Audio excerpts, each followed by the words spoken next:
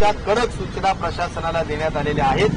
कालच अजितदादांनी सुद्धा मास्क न वापरणाऱ्याला 500 रुपये दंड करावा, थुंकणाऱ्याला 1000 रुपये दंड करावा, अशा पद्धतीनं सुद्धा काही कडक सूचना पुण्यामध्ये दिलेल्या आहेत। मला वाटतं की आता कोविड अप्रोप्रिएट बिहेवियरचं स्ट्रिक्टली इम्प्लिमेंटेशन करणं हेच प्रशासनाच्या दृष्टिकोनातून सगळ्यात चॅलेंजिंग काम आहे, जे करण्याची व्यवस्था आम्ही करत आहोत।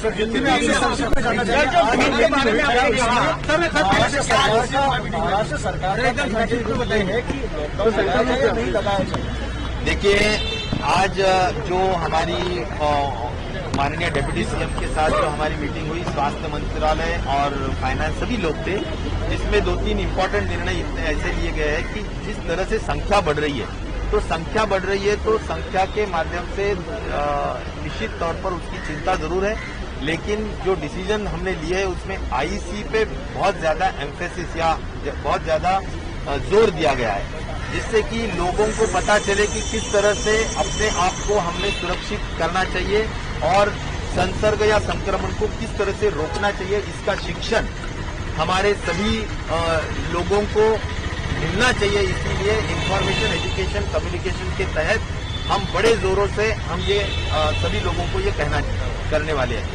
दूसरा, आज 25,000 के दरमियान संख्या रोज, यानी जैसा कि आज की संख्या 25,000 है, तो 25,000 अगर संख्या बढ़ रही है तो थोड़ा निश्चित तौर पर ये अभी हुआ है कि बहुत ज्यादा, यानी अभी का कोई सर्वो जिसको हम बोलते हैं कि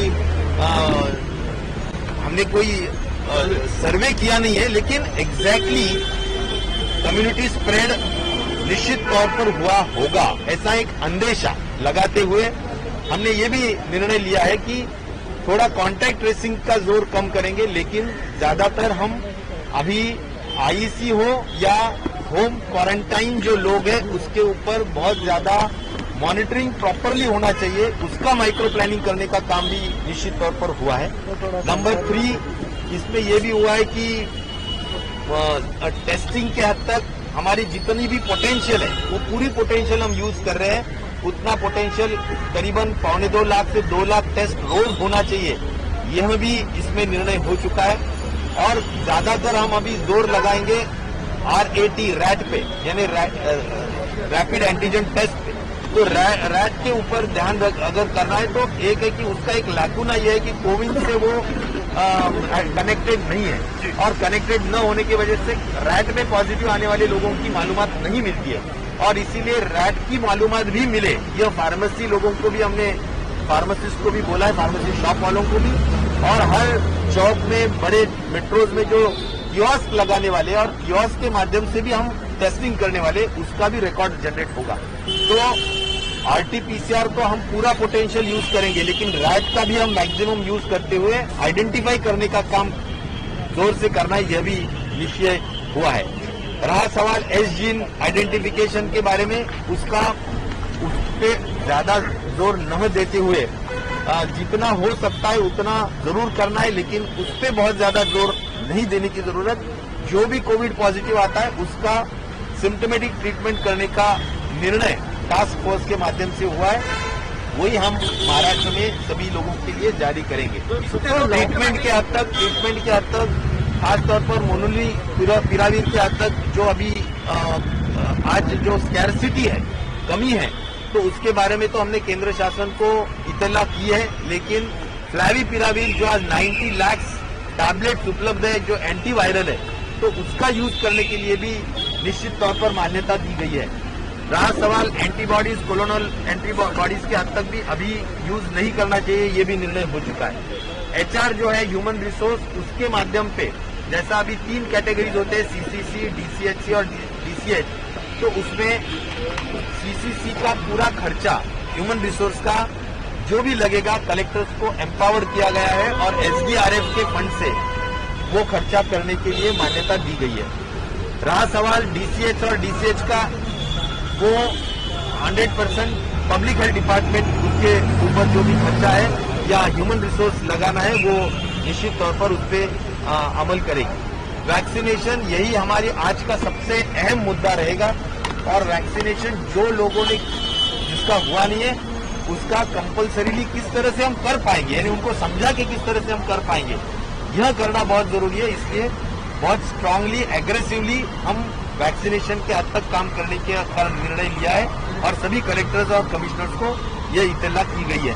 और रहा सवाल 15 to 18 और हेल्थ वर्कर जो है उसको जो हम बूस्टर डोज देना चाहते हैं, उसमें भी प्राइवेट हॉस्पिटल्स में जो एक दिक्कत आई थी कि भाई वहां पर उनके पास डोज उपलब्ध है और कोई फंड्स की भी जरूरत नहीं है, वो खुद लेना चाहते हैं, तो हमने उनको परमिशन दी है और इसलिए प्राइवेट हॉस्पिटल्स को उनके जो भी लगने वाले हेल्थ वर्कर्स का इम्यूनाइजेशन करना है वो उनको अधिकार दिया है और वो निश्चित तौर पर उससे और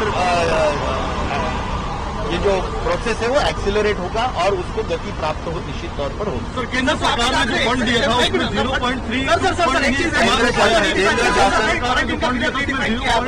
क्वारंटीन का पीरियड रीडिफाइन किया आपने, सिम्टोमेटिक असिम्टोमेटिक पेशेंट्स के बारे में आपने आंकड़ा बताया, उसके बारे में बताइए।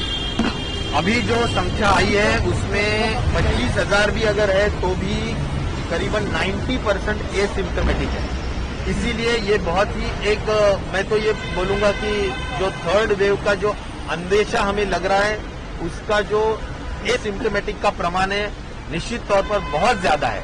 इसीलिए हम होम क्वारंटीन पे ज्यादा एम्फेसिस कर रहे हैं, ज्यादा जोर लगा रहे हैं। और ये भी मैं कहना चाहता हूं कि जो तुम्हारा दूसरा कौन सा मुद्दा था? क्वारंटीन पीरियड, हाँ, क्वारंटीन पीरियड के हद तक जो है वो क्वारंटीन पीरियड अभी तक प्रॉपरली डिफाइंड नहीं था। कुछ लोग 5 डेज, कुछ लोग 7 डेज और कुछ लोग 14 डेज कर रहे थे, तो उसमें टास्क फोर्स से पूरी सहमति करके वो 7 डेज फॉलोड बाय आरटीपीसीआर, इसका यह क्वारंटीन पीरियड का डेफिनेशन आज के इस मीटिंग में क्लियर हुआ है। और ये मैं एक कहना चाहूंगा कि ये सभी जो निर्णय लिए गए, ये अंतिम निर्णय निश्चित तौर पर माननीय मुख्यमंत्री जी इसके ऊपर साइन करेंगे, इसका मान्यता देंगे और उसके बाद इसका इम्प्लीमेंटेशन शुरू होगा। सर, केंद्र सरकार ने जो फंड दिया है उसमें 0.32% फंड ही इस्तेमाल किया गया, ऐसा दावा है। बहुत सारे राज्यों ने फंड का इस्तेमाल जो कोरोना के लिए दिया गया था वो किया ही नहीं है। यूपी भी इसमें 30% इस्तेमाल की है और महाराष्ट्र बहुत पीछे है। सर, इसके पीछे कारण क्या है? देखिए, अभी एक तो रेस्ट्रिक्शंस के बारे में एक जो मुद्दा पूछा गया है, तो रेस्ट्रिक्शंस के बारे में हम लॉकडाउन यह परिभाषा अभी करने वाले भी नहीं है और लॉकडाउन का आज इमीडिएटली सोचने वाला बात भी नहीं है।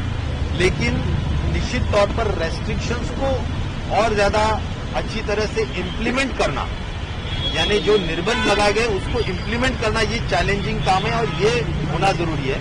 और अगर इसी तरह नंबर्स बढ़ते रहे तो थोड़ा रेस्ट्रिक्शंस में, जिसको हम ऑगमेंटेड रेस्ट्रिक्शंस, ये एक नई व्याख्या निर्माण की गई है कि जिससे नॉन एसेंशियल जो एक्टिविटीज है, जहां पर भीड़ होती है वहां भीड़ किस तरह से हम रोक सकते हैं या उसको कम कर सकते हैं, यह निर्णय आने वाले दिनों में हम लेंगे। तो ये सभी ऑगमेंटेड रेस्ट्रिक्शंस के हद तक आने वाले दिनों में हम काम करेंगे। लॉकडाउन की अभी फिलहाल जरूरत नहीं है। लॉकडाउन का मतलब है 100% सब कुछ बंद करना, ये आज जरूरी नहीं है। इतना मैं बहुत साफ तरीके से कहना चाहता हूं।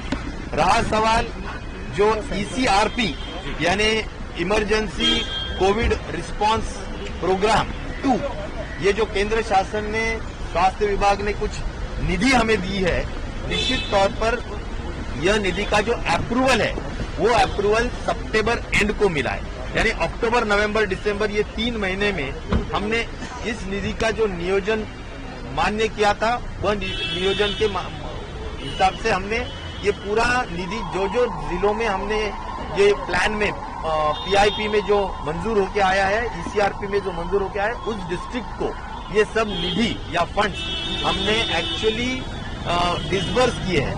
और अभी उन्होंने जेम पोर्टल पे जाके उसका जो टेंडर्स और उसका जो कार्यवाही है वो की जा रही है।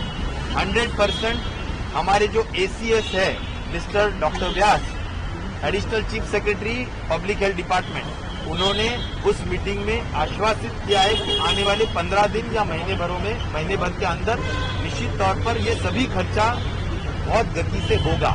रहा सवाल इसमें थोड़ी गति कम होने की वजह यह है कि सबसे इम्पोर्टेंट ये है कि ये जेम पोर्टल पे जो खास तौर पर टेंडर्स करना है उसमें कोई इश्यूज है। जैसा LMO है, लिक्विड मेडिकल ऑक्सीजन, उसके लिए 20 लाख रुपए दिया गया है अपर लिमिट, लेकिन 20 लाख रुपए में बिल्कुल एलएमओ आता नहीं है या 10 मेट्रिक टन का भी एलएमओ होता नहीं है। तो ऐसे कुछ फंड्स है कि जिसमें उन्होंने अपर लिमिट दे दी है लेकिन उसमें काम नहीं हो रहा है। तो ऐसे भी कुछ क्वेरीज हमने गवर्नमेंट ऑफ इंडिया को पूछे हैं, और कुछ ऐसे है कि जैसा कि जंबो कोविड हॉस्पिटल या जंबो कोविड सेंटर करना है, उसके लिए कुछ जिलों में पैसे आए हैं, लेकिन वहां पर सीएसआर के थ्रू वो पहले ही हो चुका है। तो ऐसे वक्त इस निधि का अन्य कारणों की वजह से खर्चा करने का जो परवानगी है या परमिशन है वो मांगनी जरूरी है। तो उसका भी हमने केंद्र शासन को इस तरह से जो डाइवर्ट हमारे को करना है फंड, उसकी भी मांग की है। तो ये सभी मुद्दों को हम बहुत गंभीरता से ले रहे हैं और जल्द से जल्द ये पैसे कैसे खर्च होंगे ये हम देख रहे हैं। दो सवाल है, एक तो आपने जो अभी मेडिकल इंफ्रास्ट्रक्चर की बात की थी पहले वेव और दूसरे वेव में देखा था कि मेडिकल इंफ्रास्ट्रक्चर हमारी कमी थी, दूसरे वेव में कहीं ना कहीं वो मेकअप करने की कोशिश की गई। आपकी तरफ से एक ये चैलेंज भी दिया गया था कि हर जिले में ऑक्सीजन का टैंक जो है, फिर वो लिक्विड हो या फिर पीएसए टैंक हो, वो वहाँ पे हम बनाएंगे ताकि हम सेल्फ सफिशिएंट हो। एक ये, और बेड्स की संख्या को लेकर क्या इस बार के आंकड़े हम जो देख रहे हैं, बढ़ने की आशंका जो बताई जा रही है, जो 80 लाख का आंकड़ा हेल्थ सेक्रेटरी ने ही एक अनुमान लगाया था, तो क्या हम बेड्स बढ़ा रहे हैं और ऑक्सीजन की स्थिति फिलहाल क्या है, कितने सेल्फ सफिशिएंट है, या फिर अगर हमें दूसरे राज्यों पे निर्भर होना पड़ेगा?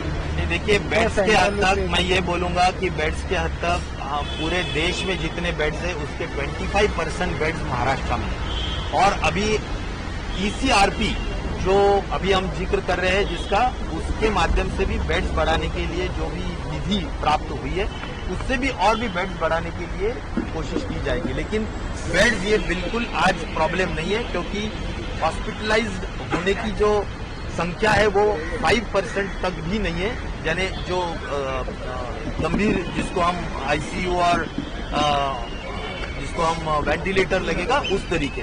तो आज मैं ये कहना चाहूंगा कि बेड्स निश्चित तौर पर काफी मात्रा में हमारे पास उपलब्ध है। रहा सवाल ऑक्सीजन का, तो ऑक्सीजन के 450 पीएसए प्लांट्स वो पूरे ऑर्डर्स भी दे चुके हैं, उसमें से 300-350 प्लांट्स एक्चुअल इम्प्लीमेंट हुआ है, कमीशन हुआ है और कार्यान्वित हुआ है। अभी रहा सवाल 100-150 का, वो भी आने वाले 10-15 दिनों में पूरा किया जाएगा। तो पीएसए प्लांट्स जितना भी हमने प्लान किया था वो भी पूरा इन प्लेस है। एलएमओज यानी स्टोरेज के लिए भी हमने काफी व्यवस्था पूरे महाराष्ट्र में की है। तो ऑक्सीजन के हद तक निश्चित तौर पर जो स्थिति वेव 2 में थी उससे कई अच्छी व्यवस्था या मैनेजमेंट हमने निश्चित तौर पर की है। मुझे विश्वास है कि बाहर राज्यों पे भी आज ऑक्सीजन के लिए निर्भर नहीं रहना पड़ेगा।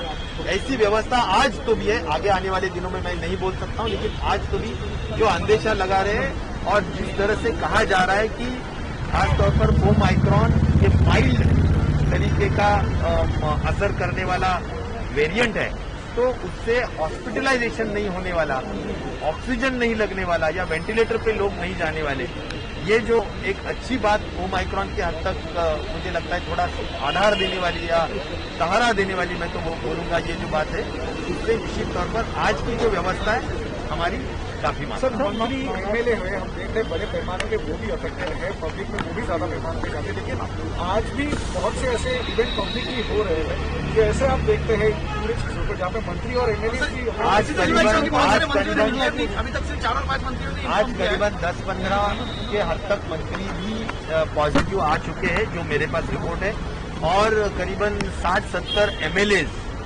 70 के दरमियान एमएलएज भी इन्फेक्ट हो चुके हैं। तो पब्लिकली जाने के बाद कई हमारे लोक प्रतिनिधि पब्लिकली जाते हैं और उससे इन्फेक्शन होता है। तो जो भी एसिम्टोमेटिक है वो घर पे रह के मॉनिटर हो रहा है, लेकिन जो सिम्टोमेटिक है, जिनको हॉस्पिटल की जरूरत है, जिनको कोई जो भी कोविड पैनल ब्लड का जो किया है उसमें कोई डिस्टर्बिंग फिगर्स है, तो निश्चित तौर पर हॉस्पिटल्स में उनको दाखिल करके उसके बारे में जो भी ट्रीटमेंट है वो की जा रही है। लेकिन एक है कि इससे हमने एक ही सबक लेना जरूरी है कि भीड़ न करे और भीड़ में न जाए और भीड़ न हो, इसलिए जो भी रेस्ट्रिक्शंस लगाए गए हैं उसका अनुपालन होना जरूरी है। सेल्फ डिसिप्लिन यही बहुत जरूरी है। मैं तो महाराष्ट्र की जनता को, आवाम को ये कहना चाहूंगा कि निश्चित तौर पर अभी सेल्फ डिसिप्लिन की बहुत जरूरी है। हम तो आईसी के तहत लोगों तक ये सब करने जा ही रहे हैं, लेकिन सभी लोगों ने इसका एहतियात बरतना बहुत जरूरी है। प्रशासन भी इस पर पूरा अमल करना जरूरी है। इस तरह के इंस्ट्रक्शन हमने दिए। जिस प्रकार दिल्ली में ये डिक्लेयर किया गया कि कम्युनिटी स्प्रेड हुआ है, हालांकि मुंबई का या महाराष्ट्र में अलग सिटी से आ रहा है, लेकिन क्या हमारे यहाँ भी ऐसा ही कम्युनिटी स्प्रेड होने की आशंका आजकल जो भी अभी पॉजिटिव लोग आ रहे हैं, जैसा 25,000 है, तो उसमें कई केसेस हम देख रहे हैं कि जिसको कोई हिस्ट्री नहीं दिख रही है, जिसको कोई पैसेंजर हिस्ट्री या कोई कनेक्शन नहीं दिख रहे, फिर भी पॉजिटिव लोग आ रहे हैं। तो उससे थोड़ा अंदेशा लगा सकते हैं कि थोड़ा कम्युनिटी स्प्रेड तो हुआ है, लेकिन सीरो सर्विलेंस करने की जरूरत है। एक साइंटिफिक रिपोर्ट लेना जरूरी है। वो रिपोर्ट हम निश्चित तौर पर जल्द से जल्द लेंगे। महाराष्ट्र में अभी कितने